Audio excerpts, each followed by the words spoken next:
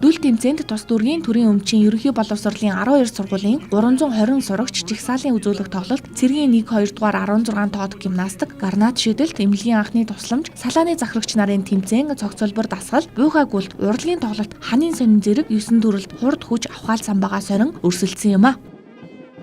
Гол нь одоо хүүхдүүдийн гар нийлэмжтэй адилгаа хамтч олон ч уур амьсгалыг дэвжүүлдэг, бие болдор сэтгэл зүйн бэтгэлзийг дээшлүүлэхэд ихэх ач холбогдолтой.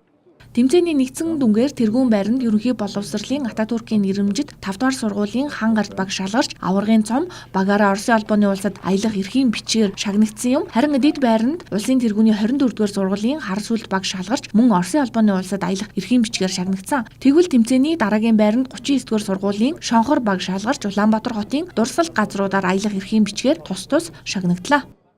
Ер нь анх сургуультай орж байхдаа зэрэг болохонсон гэд бодчихсон. Тэгээд дүүрэгт орсон чи яг вэ жоохон зэрэг болно гэсэн бодолж байгаа. Ер нь ойр байгаа.